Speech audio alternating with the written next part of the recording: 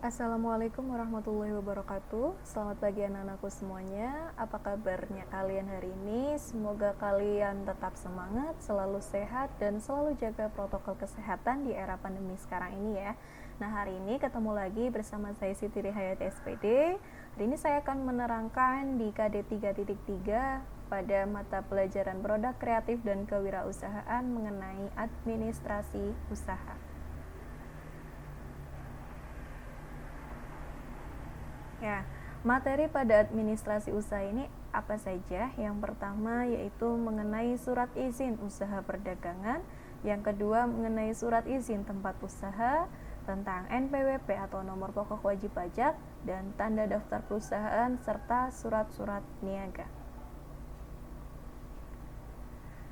Yang pertama yaitu mengenai surat izin usaha perdagangan atau SIUP. Nah, sebelum menjelaskan mengenai SIUP, jadi konsep dasar dari administrasi usaha ini adalah langkah-langkah yang harus dilakukan oleh seorang wirausaha dalam menjalankan kegiatan usaha.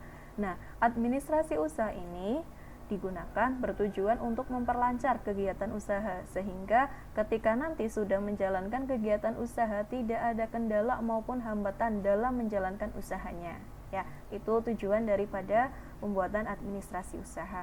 Yang pertama saya akan jelaskan mengenai SIUP atau surat izin usaha perdagangan. Nah, SIUP ini berdasarkan Permendagri nomor 36 Mdag per 9 tahun 2007 merupakan surat izin untuk dapat melaksanakan kegiatan usaha perdagangan. Jadi sebelum melaksanakan kegiatan usaha perdagangan terlebih dahulu Anda harus membuat SIUP ya.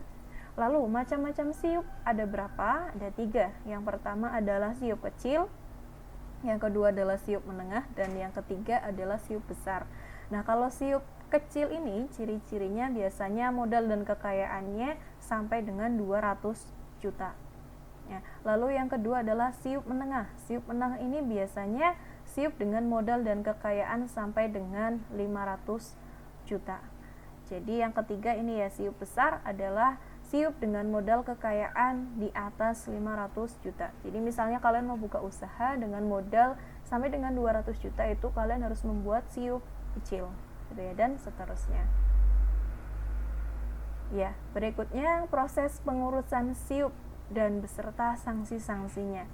Nah, proses pengurusan SIUP ini ya, kamu harus mengajukan dulu surat permohonan SIUP kepada pejabat penerbit SIUP dengan mengisi formulir SP SIUP terlebih dahulu dan juga melampirkan dokumen persyaratan seperti akta pendirian perusahaan dari notaris. Nah, biasanya kan kalau mau buka usaha harus membuat akta pendirian perusahaan terlebih dahulu. Lalu juga ada fotokopi KTP, ada juga foto pemilik atau penanggung jawab perusahaan. Nah, lalu sanksi-sanksinya apa dalam SIUP ini ya? Yang pertama adalah pemberian surat peringatan ya. Lalu yang kedua adalah pemberhentian sementara SIUP, dan yang ketiga adalah pencabutan SIUP. Nah, ini apabila ada pelaku usaha yang melanggar persyaratan daripada SIUP ini, nanti akan diberi peringatan terlebih dahulu. Lalu yang kedua ada pemberhentian sementara SIUP, dan yang ketiga adalah pencabutan SIUP. Yang ketiga adalah situ. Ya, mohon maaf, yang kedua adalah situ. Situ ini adalah surat izin tempat usaha.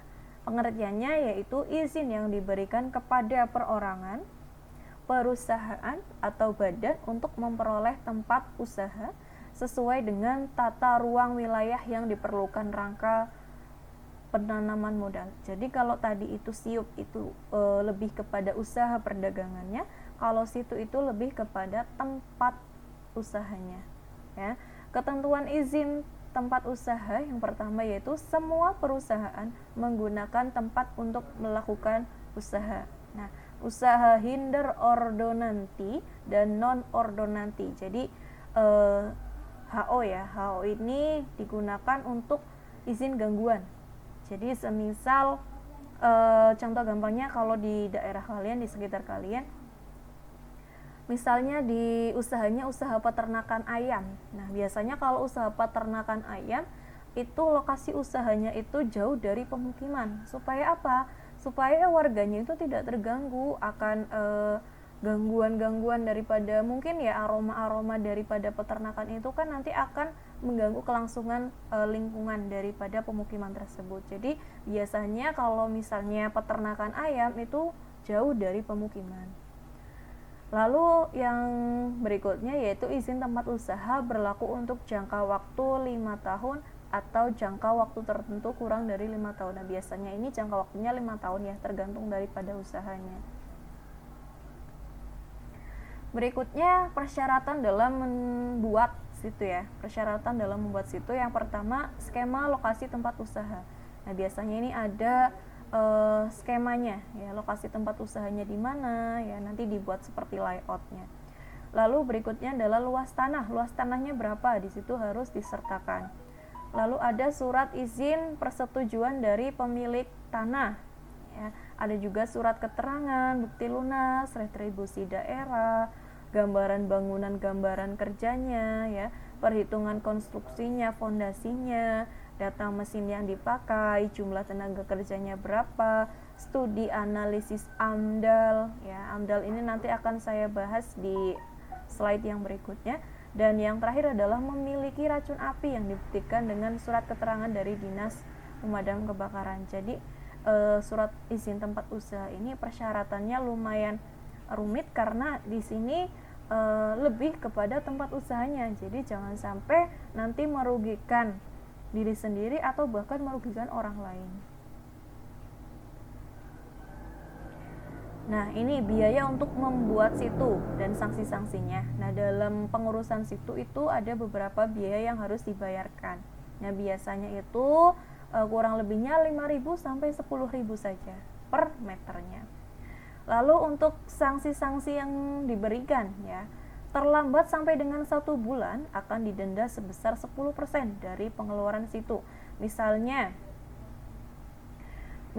tadi situ untuk membuat situ mengeluarkan uang 500.000, berarti kalau terlambat 1 bulan 10% dari 500.000 nanti akan ada denda sebesar 50.000. Nah, kalau terlambatnya lebih dari 1 bulan sampai 3 bulan akan dikenakan 25% dari besarnya biaya surat izin tempat usaha yang harus dibayarkan. Nah, kalau tadi 10%, nah kalau ini 25%. Lalu yang ketiga, terlambat lebih dari 3 bulan sampai 6 bulan dikenakan denda 50%. 50% dari besarnya surat izin tempat usaha yang harus dibayar. Lalu yang keempat, terlambat lebih dari 6 bulan sampai 1 tahun dikenakan denda 100%. Jadi tadi kalau misalnya bayarnya 500.000, dendanya ya 500.000 sendiri kalau terlambatnya itu 6 bulan sampai 1 tahun. Dan yang terakhir, pelanggaran terhadap ketentuan-ketentuan yang sudah diatur oleh peraturan daerah ya. Ini dapat dikenai pidana kurungan paling lama 6 bulan atau denda sebanyak 5 juta rupiah. Jadi pembuatan situ atau sanksi-sanksi situ ini tidak sepele ya, jadi harus disiplin. Berikutnya mengenai NPWP. NPWP itu singkatan dari nomor pokok wajib pajak gitu ya. NPWP itu seperti misalnya kalian membuat KTP itu kan ada NIK-nya ya, nomor induk kependudukan. Jadi NPWP ini juga sama, nomor pokok wajib pajak. Ketika kalian sudah bekerja dan kalian harus membayar pajak atau disebut wajib pajak, ini nanti kalian harus membuat NPWP-nya. Dan ketika kalian sudah membuat NPWP, nanti akan ada nomor urutnya atau nomor pokok wajib pajaknya.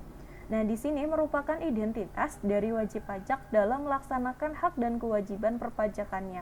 Ya, jadi kalau kalian sudah nanti sudah memperoleh pendapatan, nanti kalian harus membayar pajak. Ya, nanti kalian sebelumnya harus membuat NPWP dulu. Nah, fungsi dan manfaat NPWP yaitu untuk kemudahan pengurusan administrasi dalam hal yang pertama pengajuan kredit bank, yang kedua pembuatan rekening koran di bank, yang ketiga pengajuan SIUP atau surat izin usaha perdagangan dan di sini atau TDP atau tanda daftar perusahaan, yang keempat pembayaran pajak final terdiri dari PPh, PPN, dan BPHTB. Yang kelima, pembuatan paspor, misal mau ke luar negeri ya, harus punya NPWP juga. Dan yang terakhir yaitu mengikuti lelang di instansi pemerintah, BUMN dan BUMD. Itu fungsi daripada NPWP. Nah, NPWP ini ya ada kemudahan pelayanan perpajakan dalam hal apa? Pengembalian pajak, pengurangan pembayaran pajak, dan penyetoran dan pelaporan pajak. Nah, tarif pajak ini yang terbaru. Untuk wajib pajak sekarang tarifnya per tahun adalah 54 juta per tahun. Lalu untuk wajib pajak kawin tambahannya ketika kalian misalnya sudah menikah, nanti ada tambahan wajib pajaknya sebesar 4.500.000 ya per tahunnya. Lalu ada tambahan istri yang berpenghasilan. Jadi kalau misalnya ini kalian laki-laki sudah punya istri berpenghasilan juga, ini sama ya tarifnya kayak WP ya, wajib pajak pribadi. Dan untuk tambahan anggota keluarga yang sedarah ini adalah sebesar 3 juta. Nah, sanksi-sanksi yang diberikan, misalnya kalian tidak disiplin dalam membayar pajak gitu ya. Di sini tidak memenuhi kewajiban akan dipidana dengan pidana kurungan selama-lamanya adalah 6 bulan atau denda setinggi-tingginya adalah 1 juta. Nah, bagi yang sengaja tidak memenuhi kewajiban atau menyebabkan seseorang tidak memenuhi kewajiban akan dipidana dengan pidana penjara selama-lamanya 1 tahun atau denda setinggi-tingginya 2 juta rupiah. Ya. Nah, demikian materi dari saya. Tadi kalian sudah mengetahui ya bahwa administrasi usaha itu sangat penting ya. Jadi kalian dalam menjalankan usaha pengen usaha kalian nyaman, tidak terganggu oleh kegiatan apapun gitu ya, karena sudah beres administrasinya gitu ya. Tadi administrasi usaha itu macam-macamnya, ada SIUP, ada SITU, ada PDP ya, terus ada NPWP ya. Ini nanti berikutnya kalian akan mempelajari lagi tentang surat-surat niaga. Next, saya akan membahas mengenai surat-surat niaga itu contohnya seperti apa. Ya, saya cukup sekian untuk pertemuan kali ini. See you next time.